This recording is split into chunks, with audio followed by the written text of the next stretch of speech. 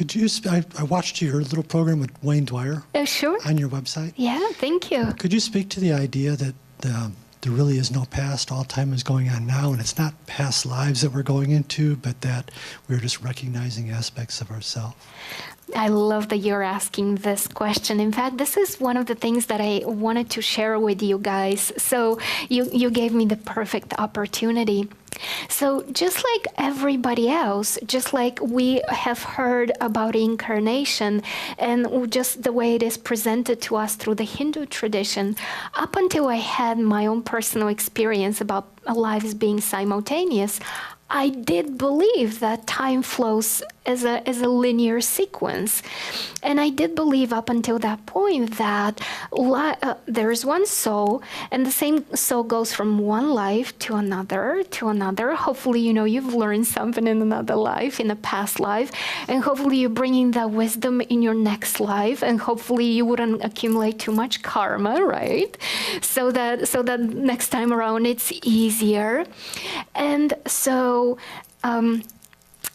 the very, very, very first client I had outside of my circle of family and friends was a man named John. And now I look back, and honestly, I'm amazed at what happened to me during that session. Because I gotta tell you, my job, my title was an attorney. I was not even telling people that I'm a regressionist. I was not even telling many people that I do regression, okay? So John experienced a lifetime where he saw himself as a man. We joined him in that life in the 1930s. And in that lifetime, he was very detailed with dates and places and names.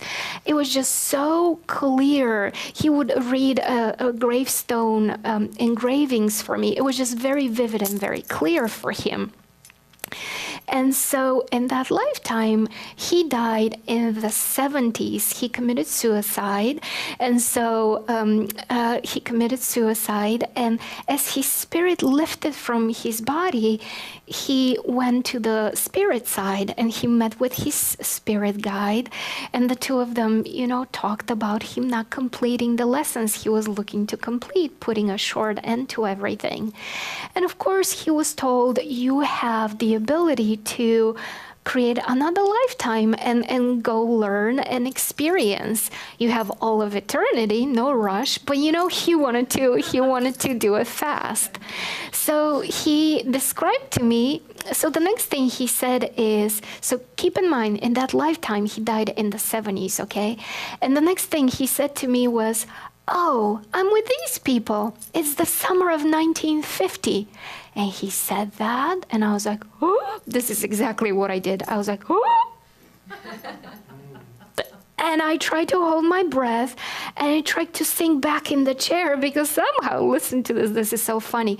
Somehow in my mind, I thought that if he hears me breathing, he'll actually recognize that there's a huge discrepancy going on. You cannot die in one life in 1970 and in the next one be born in 1950. That's not how reincarnation works, right? So that's why I disappeared in my chair, and I was like, oh my God, this is strange. And I honestly held my breath for what felt like an eternity, and I didn't know what to do. I was just paralyzed. I didn't even know what to say. So I just decided to let him speak. And good thing he spoke so I can start breathing again. And so he kept on going as if nothing extraordinary was going on. And he told me about this life. And in his second life, listen to this, he dies in 2020, okay? So there's a version of him presently being alive alongside his current life. And once we were done with the second life, again, he lifted from the body, went to the spirit side, and met with his spirit guide. And again, there was a discussion of what next. So he experienced 6 lifetimes, and all 6 of them were in the same 130-year period. And because he was talking, and every time I would just note, oh my God, he just got born during the Vietnam War. Oh my God, I would just note all these things. But I was so grateful that he was talking that I was not going to interrupt the process, right? And so as I will deal with you guys when you come on Saturday for our workshop, when I guide people during their past lives, I always make sure that once we experience as many lives as possible, I connect them with their higher self so we can answer questions to what they have in the present moment. So, as you can imagine, I was so eager to ask, what happened? What just happened? And I was given the very simple answer that time does not really exist outside of this dimension. That we use time so that we can create experiences here on Earth, but outside of this human body, outside of this incarnation, there's really no time. So I was amazed. And it's not that I really understood it, but somehow I did understand it. It's one of those things that you feel and you intuitively know. But it did take quite a lot of time for it to deeply sink into my mind and to make sense. And it's as if Spirit was looking to teach me a lesson on this because, all of a sudden, all these other clients started showing up, and they would also have regressions where they will have lifetimes overlapping one with another, and it was really extraordinary to me because here's what I developed as an understanding. I realized that if you were to think of an oversoul, so think of a soul and think of it as the mothership, okay? And now imagine this oversoul taking pieces and creating pieces of itself and saying, I want to learn about love. Okay? And so how do you learn about love? You don't learn about love only in being in a very loving, kind relationship, right? That's wonderful, but that's just only one point of view. You also learn about love through jealousy. You also learn about love by being abandoned as a child in an orphanage. You learn about love by cheating, by other people cheating on you. You learn about love by giving birth to a child and experiencing what that feels like. You can imagine all these different ways to learn about love. So a soul says, okay, I'm going to learn about this issue, but I am going to create all these different lifetimes. And so a soul will take pieces of itself, and I have been clearly told that these pieces of the soul are whole and complete. So think of it as yourself, right? That piece of the oversoul is who you are, whole and complete into itself, even though it's a piece of a bigger energy. And so sometimes the soul will say, you know what? I'm really going to create a very long span for my lifetimes to learn this lesson. So during a regression, it will seem that the person have created a lifetime in ancient Egypt. Then they'll create a lifetime at the time of Jesus. Then during the time of the Middle Ages. Then during the Industrial Revolution. Then during the Civil War in America and the present day or going into the future. So when a person does a regression, it's such a beautifully stacked, neat progression, right? It's like I learned and then I learned, and in my past life, right? But sometimes a soul, like with John, the lifetimes I told you about that he had, a soul will take 130-year period and will say, the economic conditions are perfect. Everything is ideal because I will be able to create all these lifetimes and I'll be able to learn. So I'm going to stack all my lifetimes in the same 130-year period.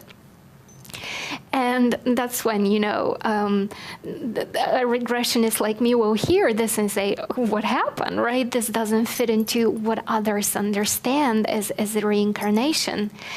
And so you can think of these lives very much like, say, parallel roads one to each other. Or if you were to think of a skyscraper, on each floor there's life, right? But you're not thinking about it. You know it's there, but you're not connecting with it.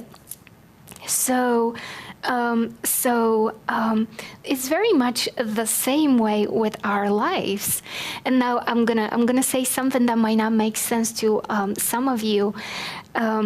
This implies that all your lives, past, present, and future, are currently unfolding.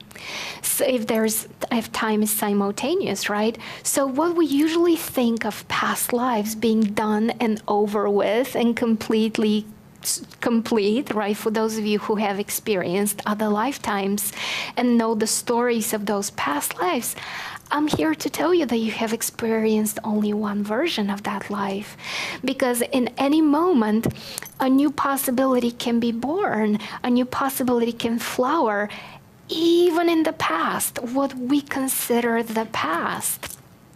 And so, if you have experienced lifetimes where there has been trauma, where there has been sad things going on, rather than say, oh, poor me, poor me, that's such a good excuse for how miserable I am right now. Please don't do that, right? Don't use your past lives as an excuse for how messed up your present life is, okay?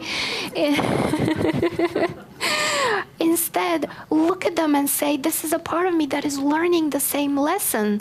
They're simply doing it from a different point of view. And I am learning from what they're learning. I don't need to repeat the way they're doing it, but I can also empower them. I can also send them love. In my meditations, I can connect with them and give them that piece of wisdom, that opportunity, that empowerment, whatever gift they need to come through for them. Because, I bet you all of you have had those experiences where you're really down and it doesn't seem like life is going your way. The life is not coming through the way you would love to. And then one morning you wake up and you feel better, right? You feel like you're ready to shake off whatever was holding you down, and you feel lighter about yourself. And I am here to tell you, you don't know if that was another lifetime talking to you, It could have been your guides, it could have been your higher self, it could have been a beautiful divine intervention, or another lifetime coming through for you and telling you, you don't have to suffer, there's another way, be strong, you can do this. And also the implication of what you were saying is that as John presented this idea to me, there's also the possibility that these other pieces of your soul that you're learning simultaneous with, maybe they're your lover. Maybe they're a friend that is also on the same path. Maybe they are an enemy, right? Maybe there's somebody altogether in Brazil, let's say, and you'll never meet them. Or maybe they're a stranger you encounter on the street, and for just that split second, you look into each other's eyes and you say, there's something there, something happened. I saw somebody, right? So, I gotta tell you, there's no strangers on earth, right? So that was a very long answer to your question, but I'm delighted that you gave me the opportunity to share with you on this. Yeah.